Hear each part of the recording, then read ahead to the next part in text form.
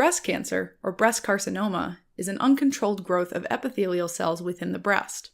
It's the second most common cancer in women, but can also, on rare occasion, affect men as well.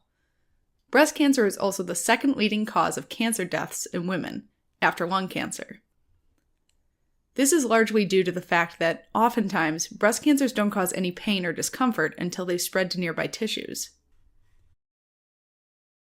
The breasts are milk-producing glands that sit on the chest wall, on either side of the breastbone.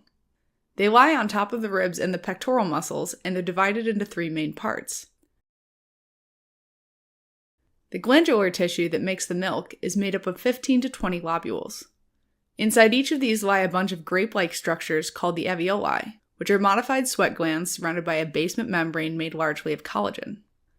Zooming in on the alveoli, there's a layer of alveolar cells that secrete breast milk into the lumen, which is the space in the center of the gland.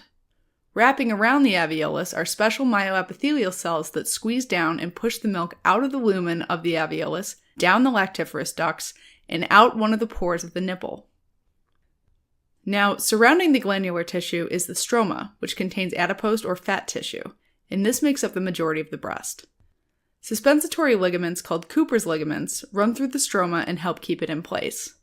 These ligaments attach to the inner surface of the breast on one end and the pectoralis muscle on the other. Just beneath the skin covering the breast, there's a network of tiny lymphatic vessels that drain the lymph, which is a fluid containing cellular waste products and white blood cells. These lymphatic vessels mainly drain into a group of lymph nodes in the axilla, or the armpit. Now, the cells of glandular tissue have receptors for certain hormones, like estrogen and progesterone, which are released by the ovaries, and prolactin, which is released by the pituitary gland. These hormones stimulate the alveolar cells to divide and increase in number, which makes the lobule enlarge. Without these hormones, the glandular cells, particularly the alveolar cells, can't survive and undergo apoptosis, which is programmed cell death. For example, after menopause, estrogen production stops, which leads to death of the alveolar cells, and over time that breast tissue gets replaced by fat. During the menstrual cycle, there's increased secretion of estrogen and progesterone from the ovaries, and right after menstruation, that secretion decreases. As a result, during every menstrual cycle, the alveolar cells undergo division and apoptosis. Men have some breast tissue as well, but they lack milk-secreting alveoli. Each time cells divide, there's a chance that a genetic mutation will occur, and a mutation can lead to tumor formation. So with more menstrual cycles, there's an increased risk of tumor formation. That's why there's an increased risk of breast cancer with things that increase the number of menstrual cycles, like early age of menarche, which is the first menstrual bleeding, and late age of menopause. Similarly, medications containing estrogen also increase the risk of breast cancer.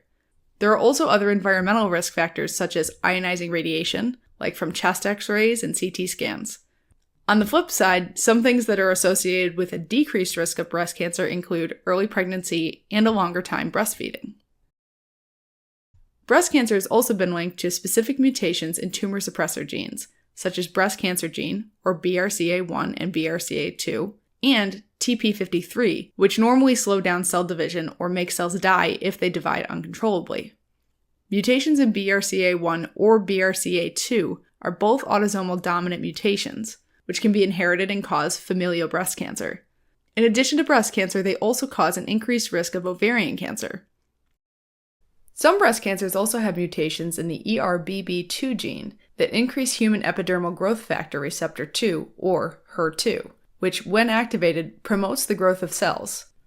In males, breast cancer is usually caused by inherited mutations in the BRCA1 and 2 genes.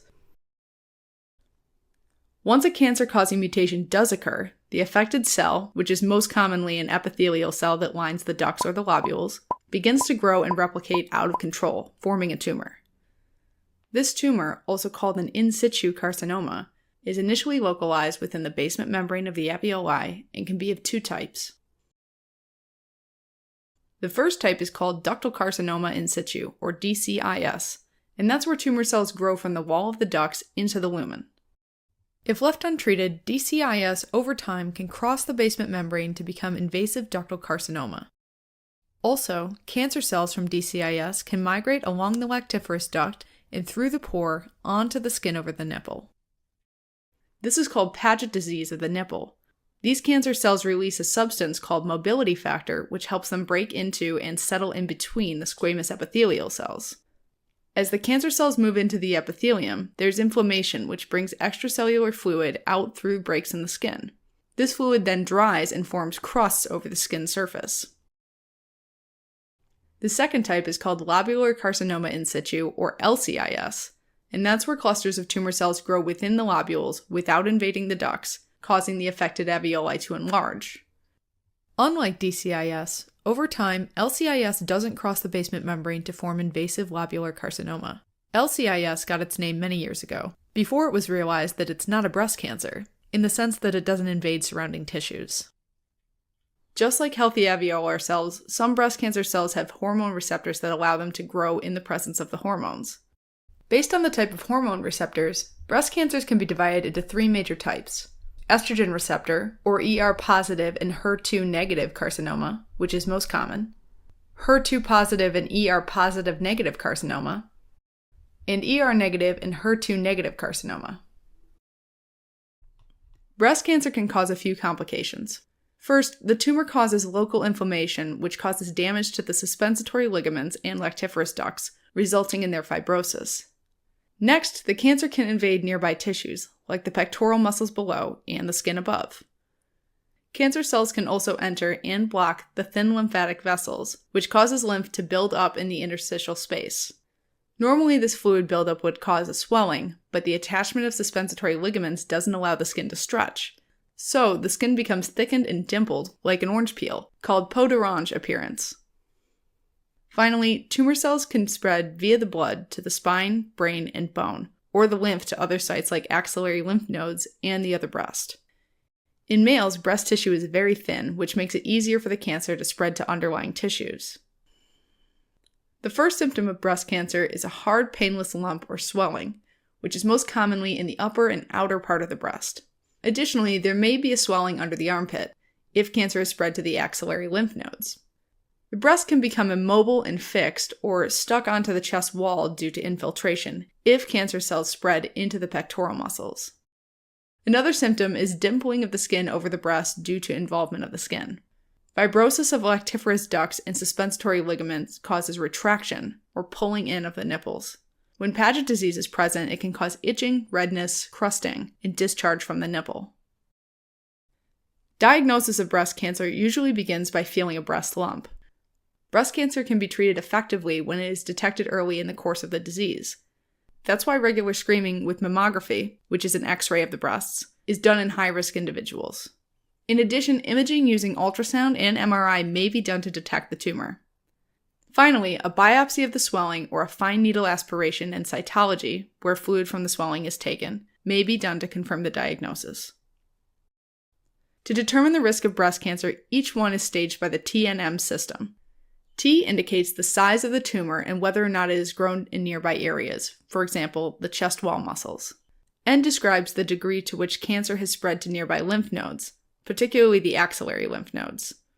And finally, M indicates the degree to which the cancer is spread to other sites or metastasized. Each of these categories is ranked from 0 to 4, with 4 being the most severe. Finally, the combinations of these substages determine the stage group, which are assigned 0 to 4. Treatment for breast cancer is based on the type and stage of the cancer, but commonly involves surgery, radiation therapy, chemotherapy, and hormonal therapy. Localized tumors are removed surgically by partial mastectomy, where the affected part is removed, and larger tumors, which have spread to nearby tissue, are removed by total mastectomy, where the entire breast is removed. In addition, nearby structures like lymph nodes may also be removed if the cancer has metastasized to them. Hormone therapy is used when tumor cells have hormone receptors like estrogen and HER2, and may include medications which block the formation or effects of estrogen. Alright, as a quick recap. Breast cancer, or breast carcinoma, is the uncontrolled growth of epithelial cells lining the ducts and lobules of the breast.